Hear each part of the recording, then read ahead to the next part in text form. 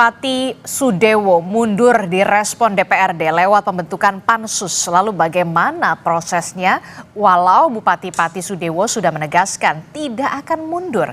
Kita akan ulas bersama di pagi hari ini bersama dengan Ketua Pansus Pemakzulan Bupati Pati. Bergabung bersama kami melalui sambungan daring sudah ada Teguh Bandang Waluya yang merupakan juga anggota DPRD Pati dari fraksi PDI Perjuangan.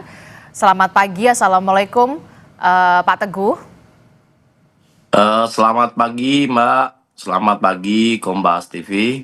Oke, kemudian juga di Studio Orange Kompas TV sudah hadir pengamat politik sekaligus Direktur Eksekutif Trias Politika Strategis, Mas Agung Baskoro. Selamat pagi, Assalamualaikum Mas Agung. Waalaikumsalam Mbak Adis, Pak Teguh, pemirsa semua. Iya, saya akan bertanya dulu kepada Ketua Pansus Pemakzulan Bupati Pati, Pak Teguh, yang juga merupakan anggota DPRD Pati dari fraksi PDI Perjuangan. Ini kita ingin meluruskan dulu kebijakan kenaikan pajak 250% yang kala itu diterbitkan oleh Bupati ini kan bentuknya dalam peraturan Bupati ya, berarti ya kala itu diterbitkan pada tanggal 18 Mei kalau tidak salah, 18 Mei 2025 pemerintah Kabupaten Pati menerbitkan aturan soal kenaikan pajak bumi dan bangunan perdesaan dan perkotaan sebesar 250%. Nah, dari peraturan Bupati tersebut yang diterbitkan 18 Mei 2025, DPRD Pati sendiri apakah mengetahui dan juga menyetujui soal peraturan Bupati itu?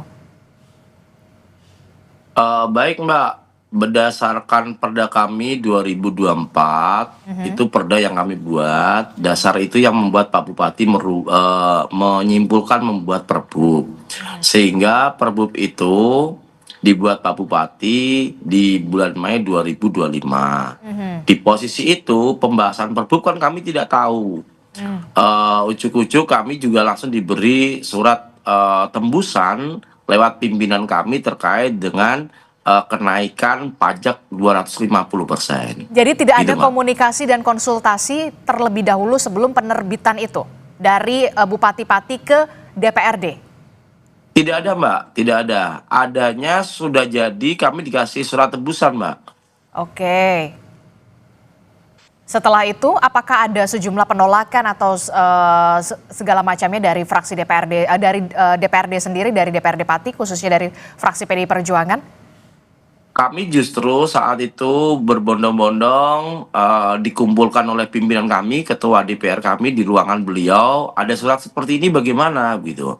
Terus kebetulan juga siang itu ada rapat paripurna dan Pak Ketua secara langsung, Ketua DPR kami secara langsung menyampaikan bahwa ini nanti jadi gejolak Pak Bupati gitu.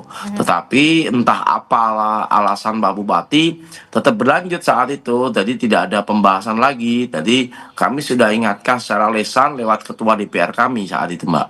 Oke, jadi sudah diingatkan secara lisan pada saat itu, tapi tidak ada tanggapan dan tidak ada respon. Kata Pak Bupati saat itu sudah dibahas dengan para tokoh masyarakat dan teman-teman Kades, bilangnya begitu. Karena saat itu ada pertemuan camat-camat se-Kabupaten Pati, ada beberapa Kades juga yang diundang. Terus tiba-tiba beliau langsung diwawancarai dan menyampaikan kalau kenaikan 250%. Kami awalnya tahunya lewat media sosial Mbak.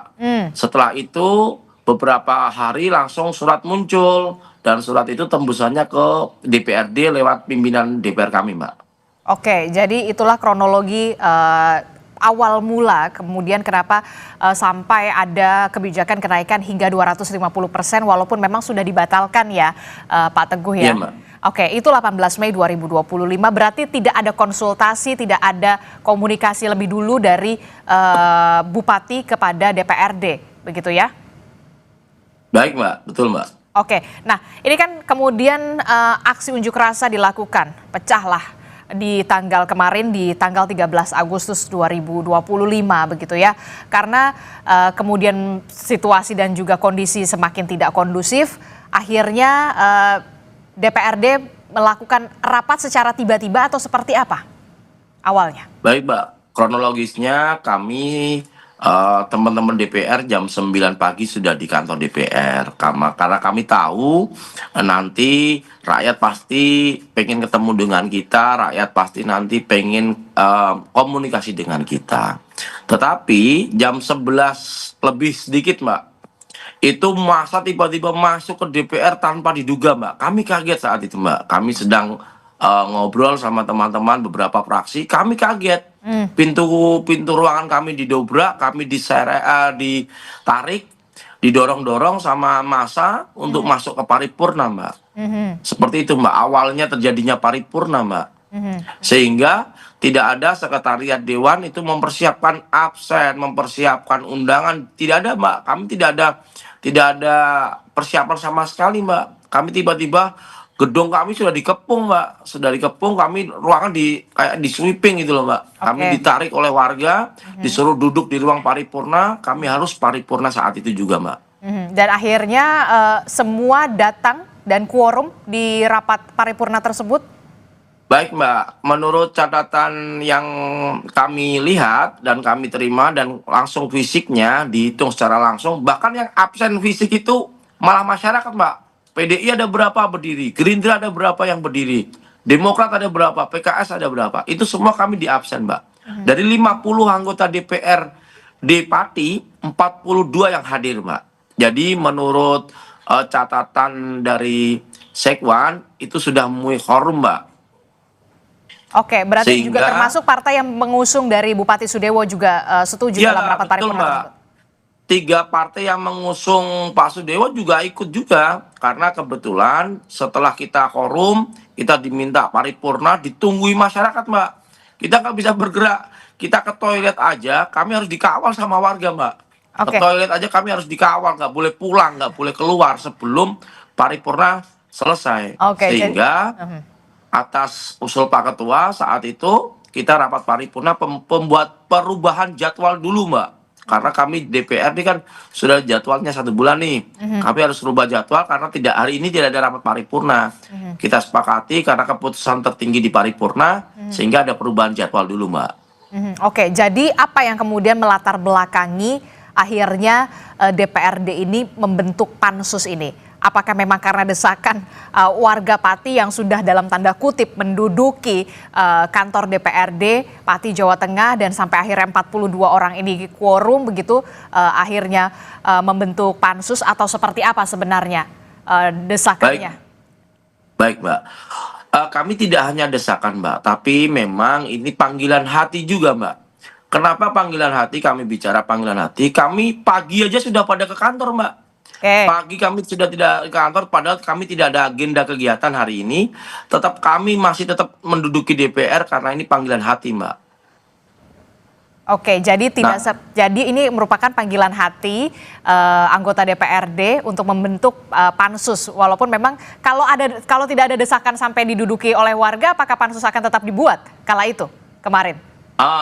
Baik, Mbak. Kami juga melihat situasi dan kondisi karena kami mendapat selebaran informasi bahwa pendemo pengen DPR untuk ikut demo di lapangan langsung dan ikut mendengarkan apa jawaban Bupati saat itu, sehingga memang kami ikut serta dalam persiapan untuk ikut teman-teman masyarakat untuk ngajak demo. Tetapi ini berubah rutenya. Sebelum kami turun ikut bergabung demo, kami sudah didatangi masyarakat itu luar biasa, sampai kami di dalam ruang paripurna mata kami itu sakit, Mbak, karena gas air mata sudah masuk ke ruangan kami saat itu, depan ruangan kami, Mbak. Oke, tapi kemudian yang jadi pertanyaan saya, ketika masyarakat Pati tidak menduduki kantor DPRD Pati, apakah seluruh anggota DPRD, termasuk juga pimpinan Anda DPRD, tetap akan membentuk pansus ini? Di dalam pembahasan 2 hari terakhir itu, Mbak, kami sudah ada pertemuan beberapa ketua-ketua fraksi. Kami sudah menyampaikan sampai ke sana. Ini nanti kalau terjadi terjadi massa yang begitu banyaknya, kita harus bagi chaos, bagaimana cara kita mengatasinya, cara kita meredam suasana, sekaligus ada inisiator, Mbak. inisiator dari beberapa fraksi, memang Pak kita harus ambil tindakan tegas ini, jangan sampai nanti masyarakat kecewa dengan kita. Itu sudah kami bahas 3 hari yang lalu Mbak, dengan pimpinan dan semua ketua fraksi Mbak. Oke, dan akhirnya terlaksanalah rapat paripurna untuk membentuk pansus ini ya, hak angket. Iya Mbak, izin Mbak menyampaikan paripurna perubahan jadwal. Setelah paripurna perubahan jadwal kan kami paripurna kembali Mbak. Oke. Paripurna kembali terkait hak angket, sehingga kami kaget ternyata di semua fraksi sudah mempunyai catatan-catatan tentang kebijakan Pak Bupati yang perlu ditanyakan dalam hak angket. Berarti teman-teman itu sudah siap Mbak, sudah menyiapkan semuanya.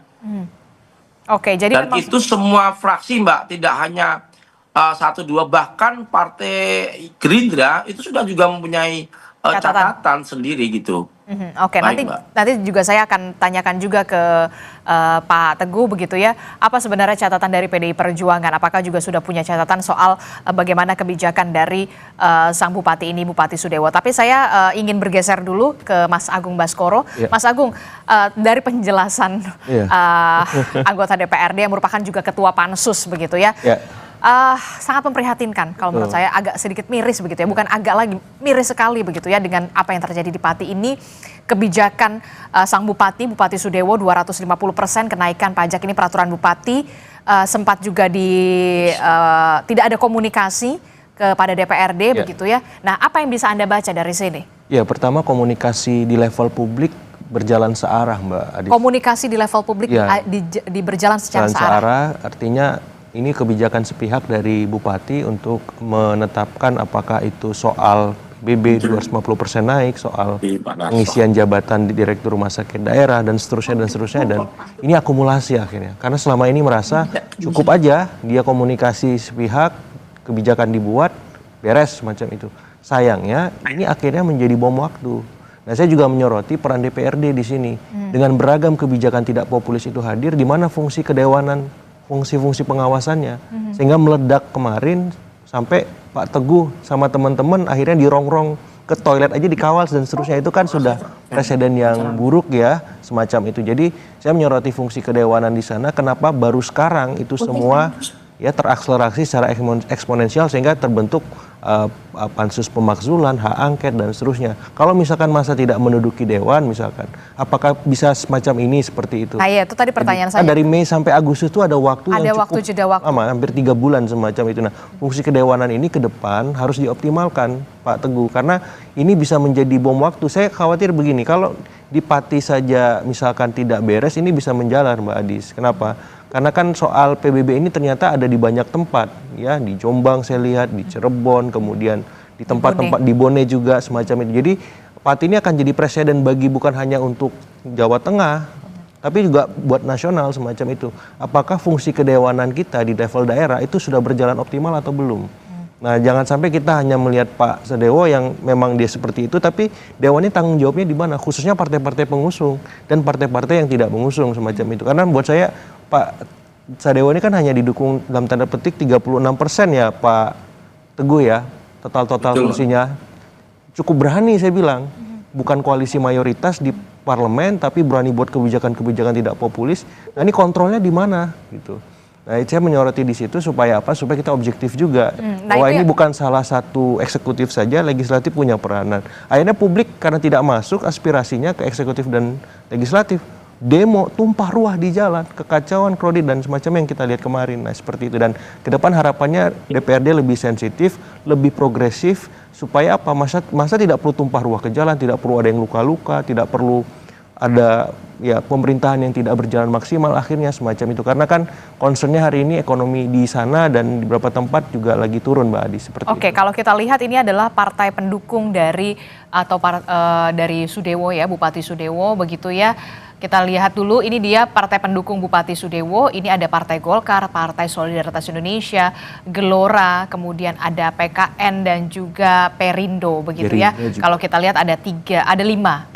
Ada juga partai pengusungnya. Nah, ini partai pengusungnya ini ada Partai Gerindra, PKB, Partai Nasdem. Tadi disebutkan oleh Pak Teguh, bahkan dari Partai Gerindra pun sudah memiliki catatan sebenarnya. Apa kebijakan-kebijakan yang dirasa kok ya nggak pro rakyat begitu. Nah, Apa yang bisa dibaca dari sini?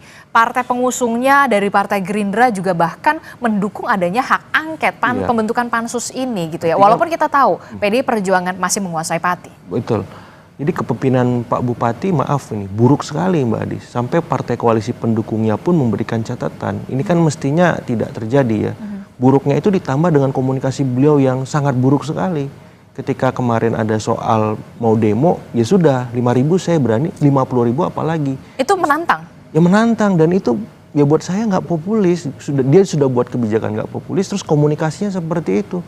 Yang terjadi masyarakat marah sekali, wajar gitu. Jadi ini hanya efek samping dari komunikasi yang buruk, leadership yang nggak baik. Bukan hanya di level publik ya, di level elit juga nggak, Pak Teguh dan teman-teman nggak diajak semacam itu. Ini kan problematik, padahal beliau bukan pemilik koalisi mayoritas di DPR, seberani itu. Berarti kan saya melihat memang perlu ada peringatan tegas dan jelas, apakah lewat pansus pemakzulan, apakah lewat pemerintah pusat juga semacam itu, supaya apa? Pemerintah pusat juga nggak boleh lepas tangan ataupun cuci tangan, udah ini urusan daerah, nggak bisa. Mendagri bisa apa nih? Kita nunggu Kemendagri bisa melakukan apa untuk memastikan masyarakat pasti bisa tenang, tidak lagi ya tadi turun ke jalan, tumpah ruah, dan akhirnya mengganggu pemerintahan seperti itu. Ini sangat disayangkan kondisi ya, yang terjadi di Pati kemarin 13 Agustus, bahkan warga Pati pun sampai menduduki kantor DPRD mendesak agar DPRD melakukan pembentukan pansus begitu ya, rapat paripurna pembentukan pansus dan juga hak angket soal pemakzulan dari Bupati ini. Saya ke Pak Teguh. Pak Teguh, jadi Anda sebagai ketua pansus, poin pentingnya apa pada saat rapat paripurna kemarin? Poinnya ini apakah memang pemakzulan, hak angket? Karena juga ada beredar kabar poinnya tuh sebenarnya hanya RSUD, kasus RSUD. Nah, kita luruskan di sini, Pak Teguh. Seperti apa? Baik Mbak, kami hari ini belum bisa menyampaikan Pak Sudewo bersalah dan tidak. Karena kan kami baru berproses, mulai hari ini kami baru rapat pansus Mbak. Tetapi di pembahasan nanti ada 12 item Mbak, 12 item. Ada 12 item. Betul Mbak, ada 12 item yang diusulkan teman-teman fraksi sendiri. Dari Salah 7 satunya? fraksi itu salah satunya RSUD. Yang kedua, penurunan jabatan dari eselon 2 diturunkan jadi staf Mbak. Oke. Itu ada. Terus yang ketiga, mutasi jabatan. Mutasi jabatan itu kalau kami tidak salah baca, tidak salah bahas kemarin, 6 bulan setelah beliau dilantik atau 6 bulan sebelum diberhentikan, kepala daerah tidak bisa memutasi. Nah, ini mutasinya sangat luar biasa. Oke, itu kan yang soal RSUD. Ya, RSUD. Ada lagi Mbak, mutasi, double jabatan. Double jabatan ini banyak sekali Mbak, dirangkap-rangkap oleh camat-camat itu. Dan misal contohnya, PLT Kasatpol PP pas marah-marah cewek itu langsung malam harinya diganti begitu saja, ganti orang gitu saja Mbak. Kami tidak tahu prosesnya, ujuk-ujuk langsung digonta-ganti gitu aja. Kayak sandal jepit gitu aja Mbak. Oke, termasuk juga soal poin pemakzulan. Ini direspon DPRD atau enggak pemakzulan Pak Bupati ini, Bupati Sudewo, Bupati Pati? Direspon sehingga kami membuat pansus ini Mbak. Oke. Kami merespon sekali, bahkan kami meminta masyarakat silakan datang ke DPR, yang penting tertib. Kami akan rapatnya secara terbuka Mbak, biar masyarakat bisa tahu bahwa kita ini tidak ada yang main-main gitu Mbak. Sepakat. Jadi rapat ini dilakukan secara terbuka dan juga transparan, termasuk juga soal poin-poin pembahasan Betul, pansus Mbak. ini. Betul Mbak, kami tidak ada yang kami tutup-tutupi, justru dari 7 fraksi ada 15 anggota pansus. Kami biar rakyat bisa menilai fraksi mana yang betul memperjuangkan aspirasi rakyat, fraksi mana yang gasnya setengah-setengah, fraksi mana yang nanti kena angin yang kencang Mbak, begitu Mbak. Ada juga, jangan sampai malah mati angin lah ya. Iya Mbak, siap. Oke, Pak Teguh, soal mekanisme pansus ini, soal hak angket termasuk juga soal pemakzulan ini, nanti mekanismenya seperti apa dilakukan oleh DPRD? Tapi jangan dijawab dulu Pak Teguh, nanti kita akan temukan jawabannya usai jeda. Tetaplah bersama kami di Sapa Indonesia Pagi, kami akan segera kembali.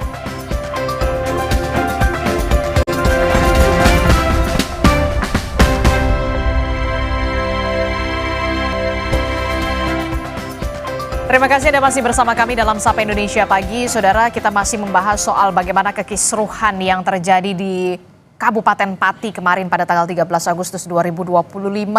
Aksi demo unjuk rasa untuk menuntut mundurnya Bupati Pati Sudewo yang dilakukan oleh warga Pati, Jawa Tengah. Saya masih membahasnya dengan Ketua Pansus begitu ya, yang kemudian direspon oleh DPRD dengan membentuk Pansus begitu untuk pemakzulan dari Bupati Pati Sudewo. Pak Teguh, saya ingin tanyakan nanti untuk soal Pansus ini, khususnya untuk pemakzulan Bupati Pati Sudewo ini, nanti mekanismenya akan seperti apa yang akan dilakukan oleh DPRD? Karena kan masing-masing fraksi juga tadi Anda menyebutkan sudah punya catatannya. Bagaimana ini? Baik Mbak, setelah rapat paripurna kemarin kita sudah dibentuk pansus, kami diperintahkan langsung oleh Pak Ketua dan pimpinan DPR kami untuk kerja cepat karena masyarakat rakyat Pati sudah menunggu kinerja kita. Sehingga kemarin sore langsung kita rapat pansus membuat perencanaan bagaimana dan apa langkah sebagai pansus untuk membahas pembahasan pansus.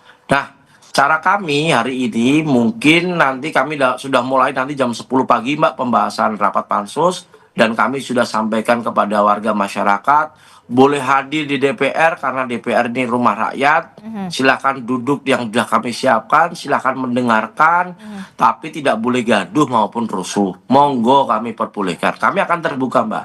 Dan kami akan panggil di semua misal materi satu. Nah, terkait misal ini terkait eselon, berarti semua yang terkait itu dan korbannya yang diturunkan harus kita undang semuanya Mbak, kita periksa semua satu persatu. Bahkan Pak Ketua menyampaikan jangankan sampai malam Mas, 24 jam kalian harus kerja karena kita ditunggu rakyat. Itu pesan dari pimpinan DPR kami Mbak. Oke, termasuk juga soal adanya usulan pemakzulan yang harus direspon DPRD, nanti akan seperti apa mekanismenya? Pemakzulan itu nanti kami rapat pansus, kalau sudah terjalan 12 item sudah kita bahas semua, nanti kita sampaikan di paripurna. Setelah paripurna, nanti kesimpulannya apa, nanti biar paripurna yang menentukan Mbak. Kami hanya menyampaikan pansus bekerja ini kan membantu pimpinan untuk mendapatkan data atau mendapatkan berkas-berkas yang harus disampaikan ke paripurna Mbak. Oke, termasuk juga karena memang usulan pemakzulan ini muncul begitu ya dan harus direspon oleh DPRD pastinya karena memang perpanjangan tangan rakyat begitu, rakyat Kabupaten Pati. Ini kan karena memang adanya kebijakan kenaikan pajak begitu ya sehingga 250% yang kemudian yang terbaru dibatalkan begitu ya. Tapi kemudian Bupati Pati mengatakan kenapa harus menaikkan pajak hingga 250% karena untuk meningkatkan pendapatan asli daerah atau PAD karena 14 tahun ini sudah tidak berubah, tidak ada kenaikan selama 14 tahun. Benar atau enggak sebenarnya? Izin meluruskan Mbak, 14 tahun itu tidak ada kenaikan, ini salah. Sebelumnya sudah ada kenaikan Bupati sebelumnya, tapi memang kenaikannya sedikit, hanya 20%.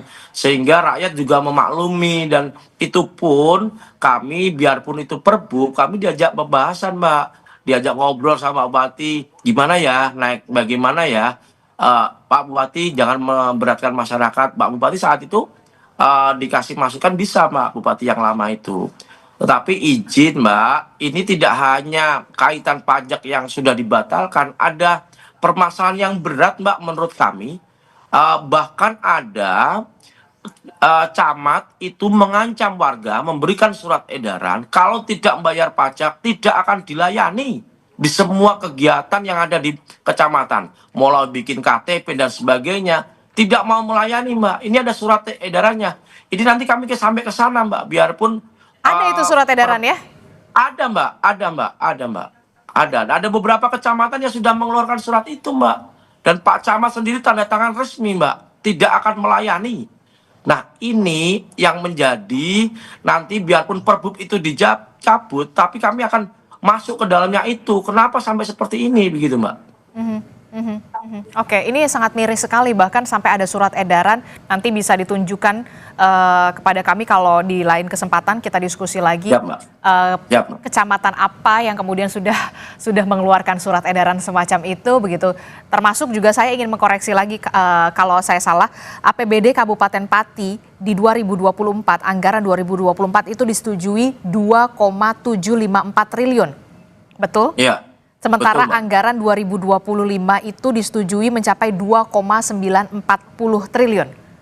Betul, Mbak. Dan menurut Anda bijak tidak sampai kenaikan pajak hingga 250%? Kami kalau kenaikan pajak sampai 250% sangat memprihatinkan ya, Mbak. Begini maksudnya, kami di setiap OPD sudah dipangkas Pak Bupati anggarannya, bahkan karena efisiensi anggaran, DPR Pati itu dipangkas 18 miliar untuk pembangunan dan untuk infrastruktur. Kami memperbolehkan kok, Mbak.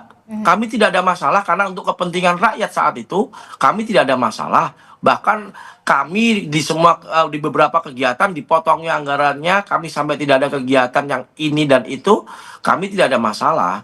Tetapi karena kegunaan anggarannya itu untuk pembangunan infrastruktur yang ada di Pati dan itu memang dijalankan.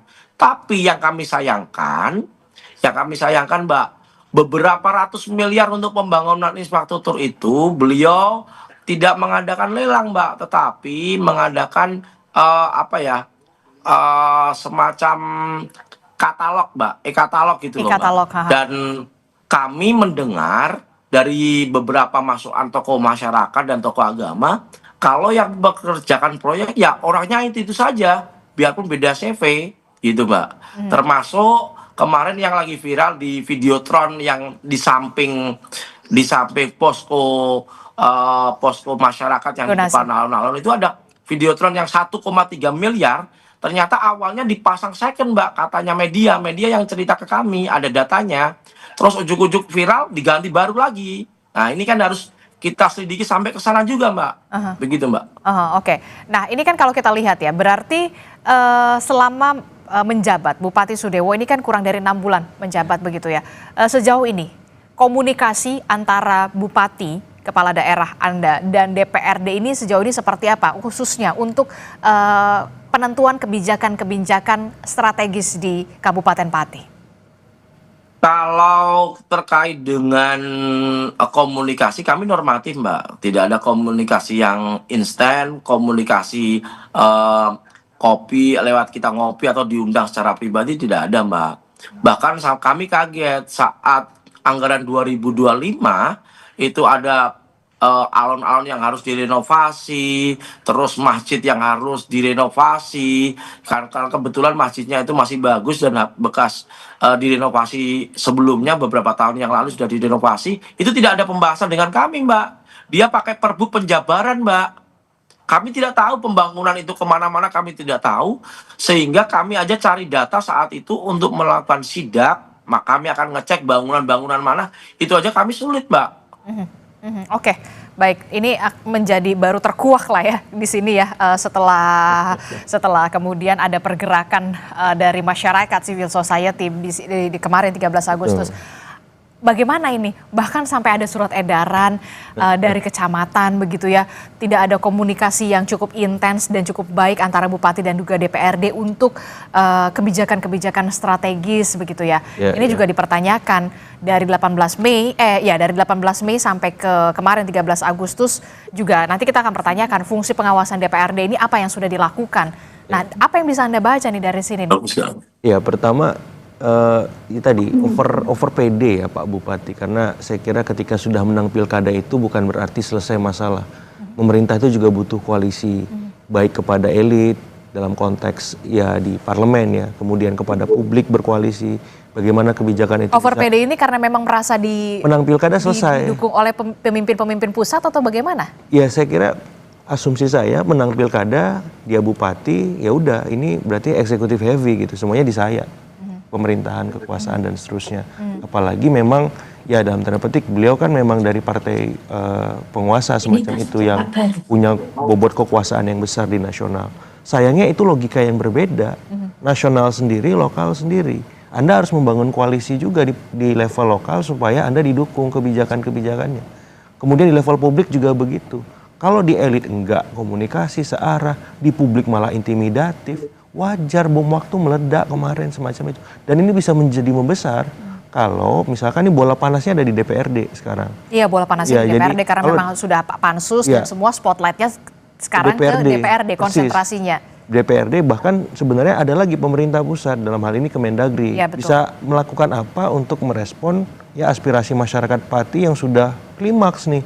Ya jangan sampai ini besar lagi dan akhirnya menjadi kontraproduktif bagi pembangunan di Pati, bagi stabilitas di sana dan bahkan mungkin di nasional, karena sudah ada arahan-arahan netizen kita mengkait-kaitkan ini pemanasan dulu semacam itu. Ini daerah lain di mana seperti apa. Nah, ini kan harus diredam. Ya, misalkan Pati ada problem soal anggaran, pemerintah pusat bisa bantu apa misalkan.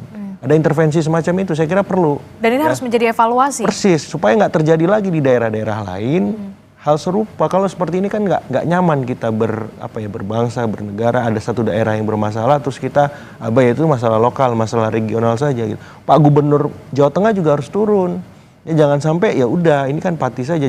Gubernur bisa bantu apa soal anggaran? Gubernur bisa bantu apa untuk meredam? Yang Anda lihat Ya saya sejauh ini? belum hanya sebatas menghimbau ya Pak Gubernur ya semacam itu, karena ini kan bawahan dia dari secara administratif. Pak Gubernur juga harus turun dalam artian ini dikeroyok sama semua stakeholder supaya apa? Masyarakat Pati adem, tenang dulu ya. Problem mereka apa? Pajak nggak jadi naik, oke. Apalagi kebijakan yang bermasalah. Langsung segera selesai 1-2 hari ini. Jangan terlalu lama. Ini emosinya sudah klimaks soalnya. Saya nggak bayangin Bupati lagi ngomong bersama massa dilempari sekonyong-konyongnya semacam itu, pemandangan yang sangat buruk. Dia nggak punya legitimasi memimpin. Dan kalau udah seperti itu susah ini diperbaiki. Usahanya harus benar-benar luar biasa. Ya dari pemerintah pusat, pemerintah provinsi, DPRD juga harus cepat gitu. Supaya apa? Supaya bisa lebih stabil, bisa ternormalisasi walaupun tidak akan mudah proses itu. Oke, kalau kita lihat begitu ya, desakan, tidak hanya desakan masyarakat Pati begitu yang sudah klimaks kemarin 13 Agustus pecah begitu ya, tapi juga Bupati Pati Sudewo juga akan menghadapi desakan juga hak angket gitu ya untuk pemakzulan dan segala macam. Mampu nggak sebenarnya nanti Bupati Sudewo ini menghadapi ini semua begitu ya? Iya, Possibility-nya iya. lebih baik mundur atau dimundurkan atau seperti apa menurut Anda? Semua opsi terbuka ya. Apalagi kalau lihat historik masyarakat Pati ini masyarakat pejuang nih. Ya ada latar sejarah yang kuat, petaninya memberontak zaman kolonial, terus ada masyarakat Samin di Blora yang menginspirasi masyarakat Pati. Jadi ini masyarakat pejuang, masyarakat yang memang benar-benar melihat ideal, hal-hal ideal itu harus tampak di mata mereka. Nah ini dipantik ya, terus-menerus lewat kebijakan-kebijakan tidak populis, lewat arogansi pemimpin, terus ya tadi mampetnya fungsi-fungsi pengawasan di kedewanan. Jadi lengkap semua akumulasi itu akhirnya terjadi. Nah saya kira ini harus dilihat oleh Pak Sadewo sebagai opsi-opsi. Mau istilahnya pemakzulan jalan terus, ini kan semakin dalam tanda petik membuat citra dia minor ya. Atau dia misalkan mundur, atau ada hal lain yang bisa dilakukan pemerintah pusat. Misalkan dia dipanggil, di-retreat ulang misalkan, supaya ya untuk sementara pemerintahan dijalankan oleh misalkan wakil bupati. Sudah segaduh ini, ya, sudah ya, segaduh ini loh. Yang paling kompromis gitu ya Mbak ya. Jadi opsi-opsinya dibuka semua, karena buat saya opsi itu perlu dipaparkan dan masyarakat menilai. Tapi kalau misalkan dalam konteks sekarang, ya saya kembalikan ke Pak Sadewo sendiri, karena ini selain di DPRD, bola di dia mau gimana seterusnya untuk memperbaiki, karena minta maaf saja masyarakat Pati sudah tidak bisa gitu. Ya, tapi faktanya yang kita lihat kemarin begitu ya. Kita lihat bersama Bupati tidak mundur, enggan mundur, hanya meminta maaf dan mengatakan saya akan menjadi versi lebih baik lagi ke depannya. Ya, berarti memang bolanya di DPRD untuk menjalankan pansus pemakzulan itu. Terus di pemerintah pusat juga ini bisa merespon sikap beliau yang semacam itu bagaimana, karena ya ini kontraproduktif ya. Saya khawatir justru nanti bisa berlanjut ke hal-hal yang lebih ya tidak kita inginkan. Kalau misalkan komunikasinya masih searah nih, masyarakat pengennya apa, Pak Bupati pengennya apa, tidak ada yang menjembatani itu. Dalam artian ya proses politik jalan di DPRD nggak apa-apa, tapi ada perlu lah misalkan Pak Gubernur, Pak Mendagri untuk memfasilitasi semacam solusi win-winnya apa supaya apa tidak terganggu nih pemerintahan. Oke, termasuk juga oke lah kalau misalkan dikatakan Bupati kan kita lihat tidak kemarin dalam situasi ini tidak mundur begitu ya. Betul. melakukan akan saya menjadi lebih baik dan segala macam. Ketika oke lah kita berandai-andai, tetap ini roda pemerintah di tangan Bupati Sudewo. Sementara kepercayaan publik, kepercayaan masyarakat, Pati Jawa Tengah ini sudah terlanjur kadung, sudah emosi dan kecewa. Bagaimana ini? Itu yang susah untuk disembuhkan, diperbaiki ya. Karena memang legitimasi beliau berada di titik terendah hari ini, bahkan mungkin minus. Karena saya nggak bisa bayangin mau bicara sebentar aja sudah dilempari. Terus masyarakat sudah antipati dengan stakeholder di bawahnya yang tadi kata Pak Teguh ada surat intimidatif kalau nggak bayar PBB malah tidak dilayani semacam itu. Itu kan luar biasa berarti arogansinya semacam itu. Karena kok bisa sampai seberani itu, saya masih merasionalisasi apa yang membuat beliau-beliau ini berani sebegitunya sama rakyat. Sementara rakyat ini kan dalam posisi yang terjepit hari ini secara ekonomi. Kemudian juga mereka berharap ada imajinasi ketika mereka punya pemimpin baru, ya ada harapan baru yang terbit. Tiba-tiba kok ini bermasalah, itu bermasalah, dan tadi ada 12 item, dan itu masalah-masalah yang ekstrim menurut saya gitu. Jadi wajar kalau misalkan masyarakat, elit di sana kemudian sangat kecewa, marah, dan seterusnya. Dan ya Pak Sadewa perlu objektifikasi ini, melihat apa langkah progresif yang bisa beliau ambil. Tadi apakah memang bisa mundur, apakah memang mengikuti proses konstitusional, atau misalkan menunggu pemerintah pusat semacam itu. Atau mungkin Bupati Sudewo masih meyakini demo yang kemarin ini ditunggangi oleh kepentingan. Ya, kalaupun ditunggangi yang paling dominan publik kan, Mbak. Maksudnya dalam konteks seperti sekarang beliau harus reflektif juga bahwa beliau punya problem yang sangat akut secara ya elit, secara publik, bahkan secara keseluruhan nasional, untuk dalam tanda petik gagal mengkomunikasikan kepemimpinan dia yang baru berjalan ini. Jadi kalau misalkan dipaksa untuk beliau merasa ini ditunggang menjadi minor, kenapa? Karena ini sudah menjadi spotlight nasional.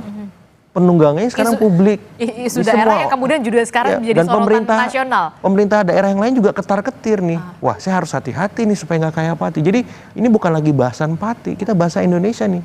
Karena pemimpin-pemimpin level lokal, anggota-anggota DPRD di daerah lain sekarang lebih hati-hati, lebih mawas gitu, membuat kebijakan, membuat sebuah undang-undang, perda, dan seterusnya. Kenapa? Karena nggak mau seperti Pati. Ada statement semacam itu di netizen kita sekarang, dan dalam tanda petik mereka bilang kita mulai dari Pati. Artinya Pati ini laboratorium politik nasional sekarang.